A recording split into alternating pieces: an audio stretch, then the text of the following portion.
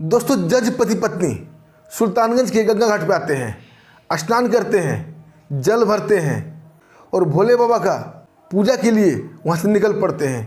तभी एक बच्चा जोर जोर से आवाज़ लगा रहा था कि बाबूजी बेलपत्र और फूल ले लीजिए, बाबूजी बेलपत्र और फूल ले लीजिए। ना चाहते हुए भी जज साहब की पत्नी उस बच्चे की तरफ बढ़ जाती है, जबकि फूल और बेलपत्र की उन्हें ज़रूरत नहीं थी। उससे फूल लेती है। जैसे वो पैसे दे रही थी, बच्चा हाथ आगे करता है। हाथ को देखते ही जज साहब की पत्नी लगता था कि बेहोश होकर गिर जाएगी। उसके हाथों से थाली छूटते छूटते बची। उसके बाद जो होता है दोस्तों, बड़ा ही गजब, बड़ा ही विचित्र होता है। आइए दोस्तों जानते हैं क्या रहस्य था उस बच्चे का, क्यों जज साहब की पत्नी उस बच्चे को देखकर इतना भावुक हो गई। आइए दोस्तों पूरी कहानी जानते हैं विस्तार से। दोस्तों, कहानी की शुरुआत पटना जज साहब की हवेली से होती है। जज विद्यासागर त्रिपाठी साहब पटना के सेशन जज थे। जैसे ही सावन का महीना आता, आम लोगों में खुशियां बढ़ जाती। लोग भोले बाबा का जलाभिषेक करने के लिए होड़ लगा देते।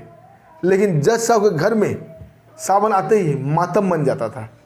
उनकी पत्नी सुध बुध खो देती। हर समय वो आंसू बहाया करती थी।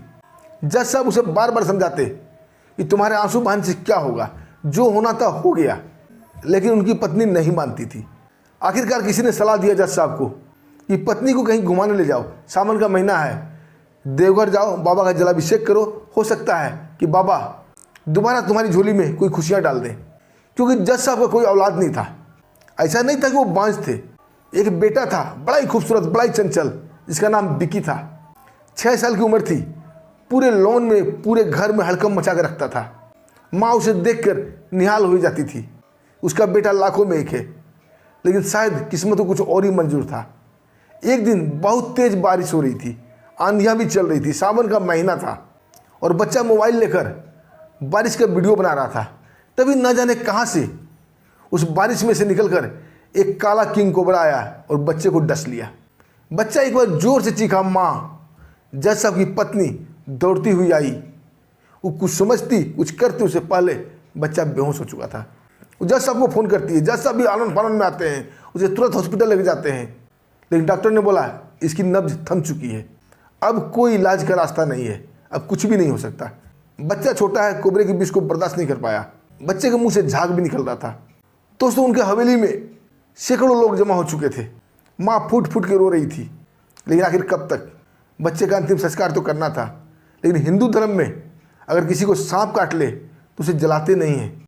पुरानी मान्यता है, उसे केले के थंब में नदी में बहा दिया जाता है। एक उम्मीद लगाई जाती है कि शायद जहर उतर जाए या कोई साधु तांत्रिक इसे बचा ले। और इसी आस में जज साहब और उनकी पत्नी और समाज के लोग मिलकर एक केले का थंब तैयार करते हैं। बच्चे को उस पर लिटा देते हैं, बच्चे का सारा सामान उस पर रख देते हैं और उसे पटना के गंगा घाट पर अंतिम विदाई दे दी जाती है। समय बीत चुका था। समय 4 साल गुजर चुके थे। समय पंख लगाकर तेजी से बढ़ रहा था और हर साल जैसे ही सावन आता, जज साहब की कोठी पर मातम बन जाता। उसकी माँ अपने बेटे को याद कर करके फूट फूट के रोती, क्योंकि दूसरा बच्चा भी जज साहब को नहीं हुआ था और ना होने की कोई उम्मीद थी। जज साहब पढ़े लिखे थे, समझदार थे, अपनी पत्नी को समझाते कि भगवान को जो मंजूर था हो चुका है, अब रोने पीटने से क्या होगा। लेकिन ये बात अपनी पत्नी को समझाते, लेकिन खुद भी रोने लगते।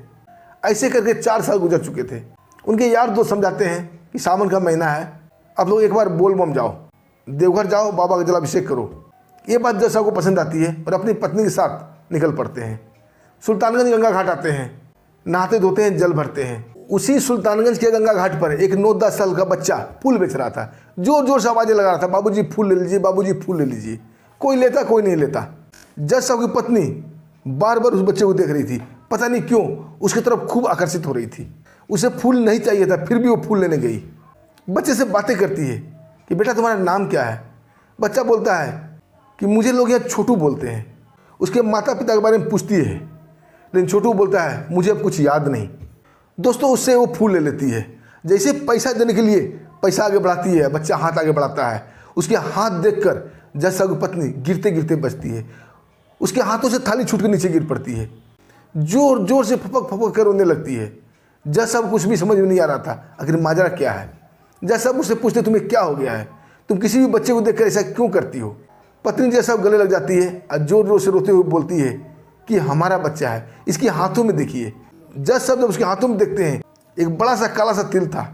जज साहब को एक झटका लगता है, लेकिन अपने आप को कंट्रोल करते हुए बोलते हैं कि ऐसा तिल न जाने कितने बच्चे के हाथों में होंगे, उससे क्या ये बेटा मेरा हो गया? अरे हमारा बेटा तो हमारे सामने ही मरा था। मरा हुआ लोग जिंदा नहीं हुआ करते। लेकिन पत्नी का दिल नहीं मानता। वो दौड़कर बच्चे के पास जाती है, उसके कानों के पीछे देखती है और देखते ही धड़ाम से गिर के बेहोश हो जाती है। जज साहब भी जाते हैं, उसके कानों के पीछे देखते हैं, एक काला सा मस्सा था। जज साहब की हालत भी वैसे ही हो गई थी, लेकिन वो अपनी पत्नी को संभालते हुए होश में लाते हैं। पत्नी जोर जोर से चिल्ला चिल्ला कर रही थी, ये मेरा बेटा है। वहाँ पर सैकड़ों लोग जुट गए थे। किसी को कुछ माजरा समझ में नहीं आ रहा था। बच्चा भी कभी जज साहब को देखता, कभी उसकी वाइफ को देखता। जब लोग पूछते हैं कि बात क्या है, जज साहब को पत्नी बताती है, ये मेरा बेटा है, मेरे बेटे के हाथों में ही तिल था और कानों के पीछे मस्सा था, दोनों निशान एक साथ नहीं मिल सकते, ये मेरा बेटा है। जज साहब से पूछा जाता, आपका बेटा कहाँ गया? जज साहब बताते हैं कि आज से 4 साल पहले उसे सांप ने डस लिया था, वो मर गया था। लोग उसे अजीब से नज़रों से देखते हैं। अब बोलते हैं मरा हुआ लोग जिंदा नहीं हुआ करते। ये इत्तेफाक हो सकता है कि आपके बच्चे की निशानी इस बच्चे में मिल रही है।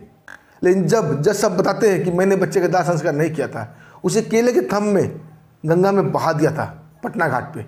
कई तरह के लोग कई तरह की बातें करने लगते हैं। बच्चे से पूछा जाता है कि तुम्हें कौन लेके यहाँ आया है, तुम किसके पास रहते हो?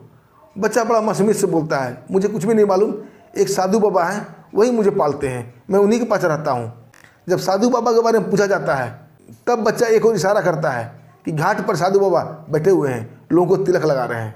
लोग आनंद फानंद में दौड़कर साधु बाबा के पास जाते हैं, उसे सारी बात बताते हैं। वो साधु बाबा ही दौड़े दौड़े आते हैं वहाँ पे। वहाँ भीड़ देखकर उनका भी हालत ख़राब हो गया था। जब साधु बाबा से पूछा जाता है कि ये बच्चा आपको कहाँ से मिला, साधु बाबा बोले कि मैं नदी किनारे धुनी रमा रहा था, तभी एक केला का थंब बहते हुए जा रहा था। मुझे पता चल गया कि किसी को सांप काटता है तो लोग केले के थंब में बहाते हैं। मैं तंत्र मंत्र भी जानता हूँ, मैं अघोर पंथ का साधु हूँ। मैं तत्काल गंगा में छलांग लगा के थंब को खींचते हुए किनारे लाया, इस बच्चे को उतारा। जितनी कोशिश मैं कर सकता था उतना कोशिश किया और कोशिश ने रंग लाया। आखिर बच्चा 2 दिन बाद सांस लेने लगा। तब से ये बच्चा मेरे पास रहता है। जज साहब की पत्नी बोलती है, साधु बाबा, जब मैंने बच्चे को गंगा में बहाया था, उस वक्त मैंने इसके गले में एक लॉकेट डाली थी, क्या वो आपके पास है या आपने उसे बेच खाया? लॉकेट सोने का था। साधु बाबा बोले कि हम साधु जरूर हैं लेकिन लालची नहीं है। मैंने वो लॉकेट संभाल कर रखा था, मुझे पता था भविष्य में कभी भी समय करवट ले सकता है और कोई बात सामने आ सकती है, इसलिए इसकी निशानी की तरह मैंने उसे बहुत संभाल कर रखा है। और साधु बाबा अपने झोले से वो लॉकेट निकालते हैं। जज साहब की पत्नी तत्काल उस लॉकेट को छीन लेती है और लॉकेट का एक गुप्त बटन दबा के लॉकेट खोलती है तो लॉकेट 2 पार्टों में खुल जाता है। एक पार्ट में बच्चा विकी का फोटो था और एक पार्ट में जज साहब उसकी पत्नी का फोटो था। लोग अचंभे से ये सब देख रहे थे। अब किसी को कोई शक नहीं रह गया था कि यह बच्चा जज साहब का नहीं है। लोग उससे पूछते हैं कि आपने बच्चे का नाम क्या रखा था? जज साहब की पत्नी बोलती है, मैंने बच्चे का नाम विकी रखा था।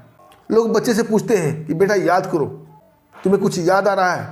विकी भी याद करने की कोशिश करता है और बोलता है, मुझे कुछ कुछ याद आ रहा है कि मेरी माँ मुझे विकी करके पुकारती थी। दोस्तों फिर क्या था, राह साहस शक भी दूर हो जाता है और साधु बाबा खुशी खुशी उस बच्चे को जज साहब को समर्पित कर देते हैं। अब बोलते हैं, ये आपकी धरोहर है, आपकी अमानत है, आप इसे संभालिए, इसे पढ़ाइए लिखाइए, कोई आदमी बनाइए। मेरे पास रहेगा तो क्या करेगा? हमारे पास रहेगा तो भीख मांगेगा, चंदन लगाएगा या तो फूल बेचेगा। मैं इसकी ज़िंदगी नहीं बना सकता, हाँ इसे मैं साधु जरूर बना सकता हूँ, आप इसे ले जाइए। जज साहब और पत्नी उसकी दोनों बच्चे को लेकर कांवड़ यात्रा के लिए खुशी खुशी निकल जाते हैं। भोले बाबा ने जलाभिषेक से पहले ही जज साहब को इतनी बड़ी खुशी दे दी थी। दोस्तों एक बार आप भी प्रेम से हर हर महादेव बोलिए और कमेंट में जरूर लिखिएगा हर हर महादेव। इसके साथ ही हमें आगे दीजिए, फिर मिलते हैं एक शानदार सच्ची कहानी के साथ। तब तक के लिए नमस्कार, जय हिंद, हर हर महादेव।